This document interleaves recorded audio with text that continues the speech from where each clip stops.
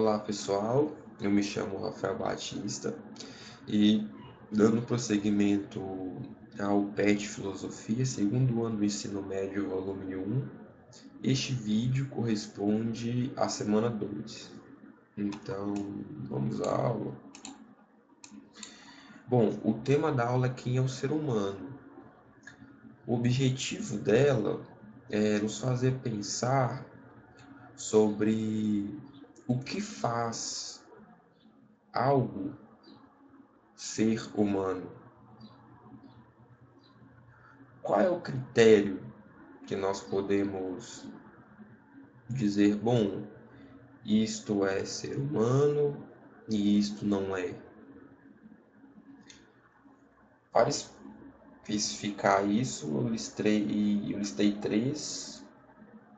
três abordagens e, bom, eu acho interessante explicar cada uma. Isso não está explicitado na aula. Então, bom, primeiro eu coloquei natureza. Muitos filósofos se esforçaram para, bom, conseguirem definir o ser humano pela natureza, ou seja, se esforçaram em procurar atributos ou atributo que somente os seres humanos possuam. E bom, isso a gente entende como os seres humanos que já existiram, os seres humanos que existem e os seres humanos que irão existir. Ou seja, os atributos que fazem algo ser humano. E bom, nós temos episódios até engraçados na história da filosofia. Nós temos, por exemplo, filósofos que tentaram definir o ser humano como animal bípede sem pena. E em resposta a isso, nós também temos os filósofos que recusam essa ideia de natureza. O Diógenes, o cínico, quando soube dessa definição, ele pegou um frango, despenou e soltou em praça pública e disse: ó, eis um homem, um frango, animal bípede, e como ele despenou, sem pena. Então, se encaixa na definição que foi dada.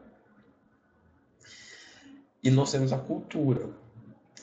A cultura, ela não é, ela não tem um caráter universal como a natureza humana, porque ela pode ser diferente. Ela não necessariamente é igual para todos os indivíduos humanos.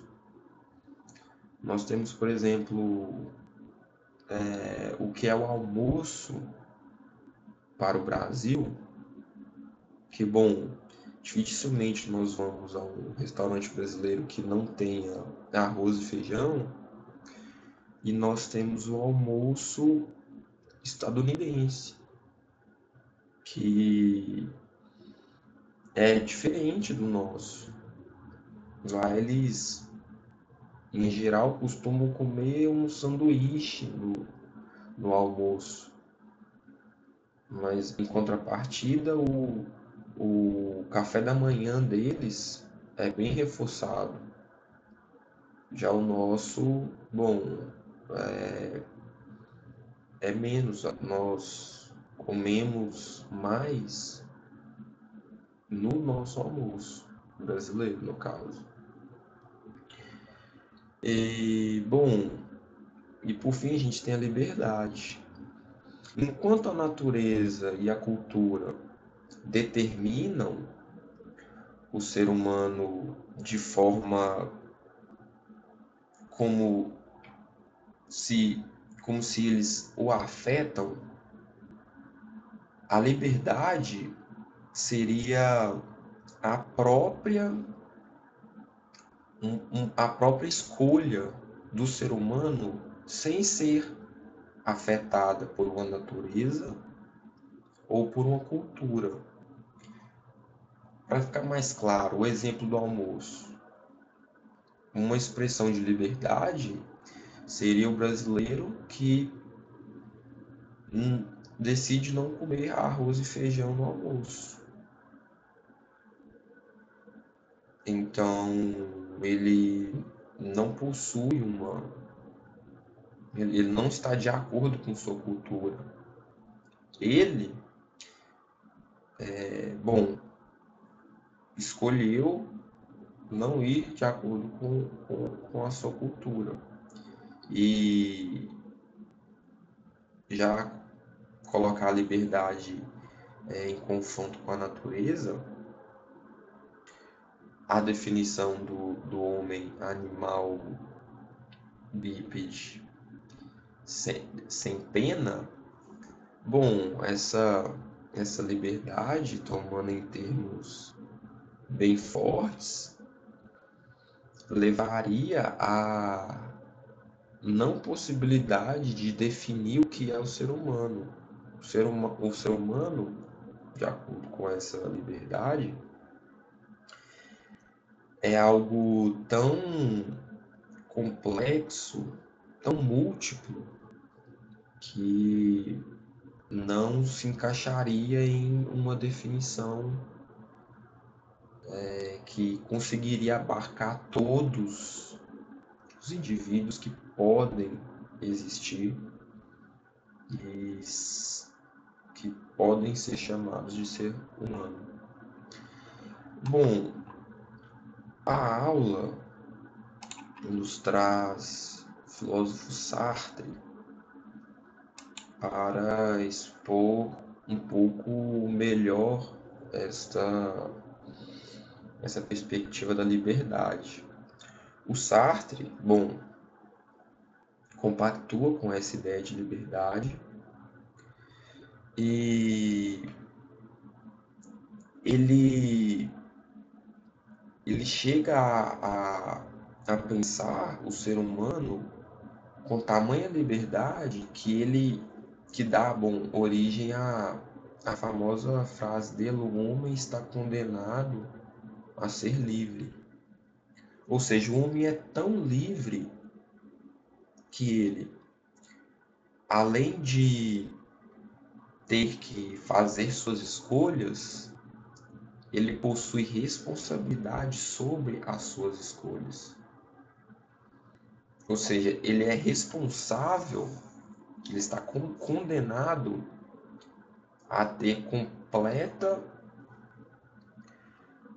para usar uma outra palavra, ele está condenado à completa responsabilização dos seus atos. Ele mesmo tem que definir o que é bom e o que é ruim. E, bom, e isso também vai, segundo Sartre, oferecer um sentimento de angústia, que como o ser humano tem que definir o que é bom e o que é ruim sem qualquer critério, ele tem que fazer o seu critério, isso oferece um sentimento de angústia. Por que um sentimento de angústia? Porque ele não tem nada a se apegar. Ele próprio, com ele mesmo, que também, enfim, é redundante, mas ele tem que engendrar o seu critério e assim fazer suas escolhas na vida. E aí nós temos o pensamento de Sartre enquanto Deus. Sartre é declarado ateu, porque ele dá até alguns exemplos. Ele comenta, por exemplo, o que Kierkegaard chamou de angústia de Abraão. O Kierkegaard também é existencialista, mas é um existencialista cristão. E, bom, a angústia de Abraão é quando o anjo vai até Abraão e diz para Abraão assassinar o seu filho. mesmo o anjo dizendo isso, Abraão ainda fica tentado. Bom, é meu filho, será que eu vou realmente obedecer isso? E o que Sartre quer conclui com isso tudo? Que o ser humano tem total liberdade nas suas escolhas.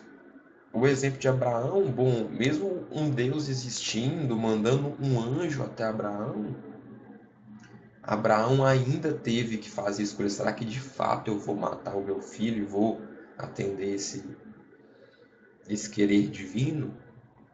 Tem até um outro que aí ele usa para se aproximar mais ainda do ateísmo, sobre uma mulher que diz que ouve vozes e que essas vozes são de Deus. Aí o Sartre, bom, ele pensa, como que ela sabe que é de Deus? É de um anjo? Pode ser de um demônio, pode ser uma patologia. Então Sartre não vê explicação para uma existência de Deus. Toda a responsabilidade é só humana. Então não se pode nem ter essa certeza da existência de um Deus, e mesmo se caso existisse, toda a responsabilidade ainda assim seria humana.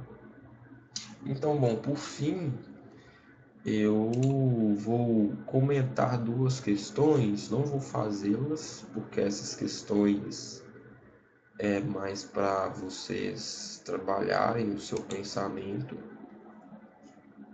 Eu vou comentá-las brevemente. Bom, é a questão 3. Diante de tantas ideias de liberdade, somos livres? Explique.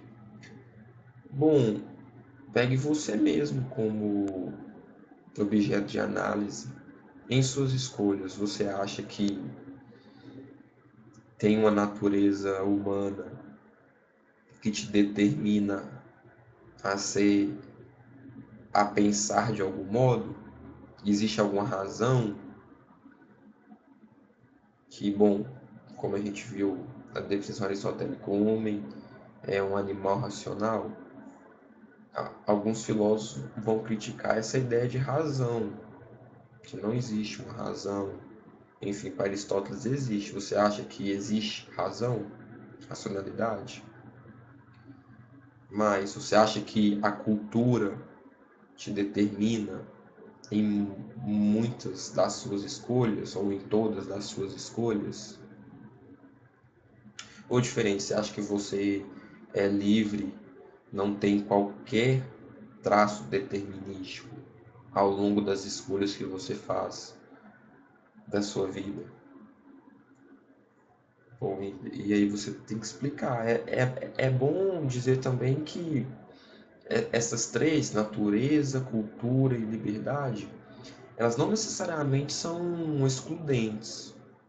Você pode pensar que há uma natureza humana, uma natureza humana, digamos, bem básica, há uma cultura que determina, de certa forma, o ser humano, mas que ainda assim o ser humano também tem uma liberdade, e aí, claro, uma liberdade, bom,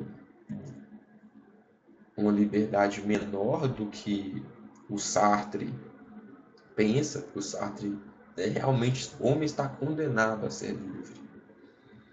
Mas nós também podemos pensar nesse jogo dessas três concepções. E nós temos a questão 5, enfim, após leituras e pesquisas, responda a essa questão ultra mega fácil. Bom, bem irônico esse ultra mega fácil. Quem é você? Essa questão também é um exercício do pensamento, assim como a 3. Então, quem é você? Você é um reflexo da sua cultura?